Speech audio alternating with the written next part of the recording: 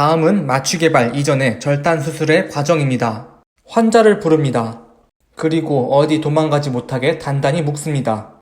몸부림치지 못하게 환자를 고정시킬 조수들도 옆에 몇 명 붙입니다. 그 후 환부를 자릅니다. 끔찍하지요. 실제로 마취 이전의 수술실에는 비명소리로 가득 찼다고 합니다. 나는 맨정신인데 누가 나의 다리를 서걱서걱 자른다고 생각해보세요.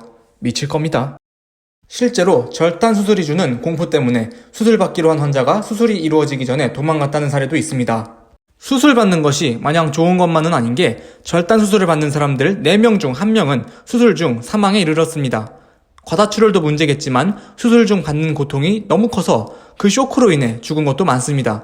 그래서 이 시기에는 절단 수술을 재빨리 끝내는 의사가 수술을 잘하는 의사였습니다. 고통의 시간을 최소로 해준 사람이 아무래도 좋겠죠.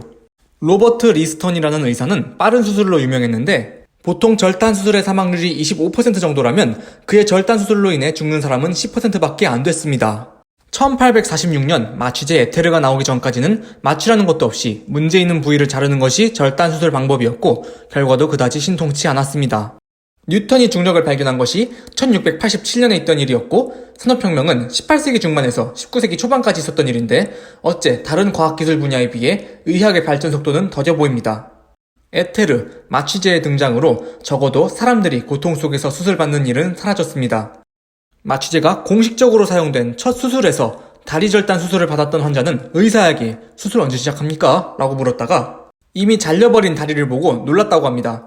그 환자에게는 말 그대로 눈 깜짝한 사이에 다리가 말끔히 사라진 것입니다. 그렇게 마취의 등장으로 절단 수술은 더 이상 고통스럽지 않게 진행되었고 의사들은 대담하게 수술칼을 휘둘렀으며 사람들은 더 이상 병원에서 수술받다가 사망에 이르는 일이 없어졌다고 합니다. 끝! 아우트로 멈춰! 이렇게 이야기를 마치면 참 좋을 텐데 아직 수술대에서 사람이 덜 죽는 시대가 도래하기까지는 멀었습니다. 수술은 고통스럽지 않게 진행되었고 의사들은 대담하게 수술칼을 휘두른 것까지는 맞습니다. 그런데 아직도 사람들은 수술받다가 많이 죽었습니다. 놀랍게도 마취 개발 이전이나 이후나 한동안은 사망률이 비슷했답니다. 아니요, 더 높아졌습니다. 마취 개발 후 20년 동안은 그랬습니다. 1860년대 영국의 병원 내 사망률은 사상 최고 수준에 도달했습니다. 적어도 고통에 시달려 죽는 사람은 사라졌을지 몰라도 수술에서 살아남는 것과 수술이 끝나고 건강했던 상태로 회복하는 것은 별개의 일이지요. 수술받은 환자들은 여전히 많이 죽었습니다. 오히려 전쟁에 뛰어든 사람이 병원 수술대에 누운 사람보다 생존 가능성이 더 높았을 정도입니다. 1869년에 어떤 의사가 말하기를 워털로 전쟁에 참여한 병사가 병원 수술대에 누운 사람보다 생존 가능성이 더 높다고 할 정도였으니까요. 또 전쟁통에서도 적에 의해 죽는 사람 수보다 질병에 의해 죽는 사람 수가 더 많았다죠? 1853년부터 1856년까지 진행된 크림 전쟁에서는 영국군의 병사자 수가 전사자 수보다 10배 더 많았다고 합니다.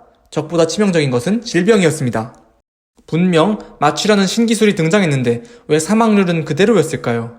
그 이유는 바로 감염 때문입니다. 놀랍게도 이때까지만 해도 병원의 위생이라는 개념은 희박했습니다. 이 당시의 외과 의사들은 손도 씻지 않고 절단 수술을 집도했고 사람의 몸을 절단하는 데 쓰인 톱이나 칼도 씻지 않고 바로 썼습니다. 칼을 보관하는 통에도 얼룩이나 수술로 인해 생긴 피가 그대로 있었고요. 따라서 환자들은 감염되는 것에 취약했고 이러니까 수술받는 환자의 사지절단을 안 아프게 하는 것에 성공했을지는 몰라도 환자를 살리는 것에는 실패한 것입니다. 하지만 이때 사람들은 청결의 중요성을 몰랐어요. 지금의 시선으로는 환자에게 절대로 하면 안 될 짓을 그때 사람들은 아무렇지도 않게 한 겁니다. 그래도 다행인 것은 그 당시 사람들이 질병이 왜 생기고 왜 퍼지는지에 대해 고민했다는 것입니다. 사람과 사람의 접촉이 또 사물과 사람의 접촉이 질병이 퍼지는 이유라는 추측도 있었고 유독한 공기가 질병이 퍼지는 이유라는 추측도 있었지요. 그러나 이들 중 질병의 발생과 전파에 대한 완벽한 설명은 없었습니다. 그러던 중 파스테르가 미생물의 존재를 밝힙니다. 생명은 무에서 갑자기 탄생하는 것이 아니라 어떤 생물로부터 나오는 것임이 밝혀진 것입니다.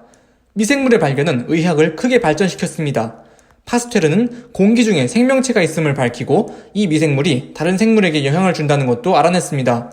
덕분에 질병의 전파가 미생물 때문이라는 것도 곧 알게 되고요. 파스테르의 발견 덕분에 환자에게 미생물에 의한 감염을 막고자 의사들은 노력했습니다.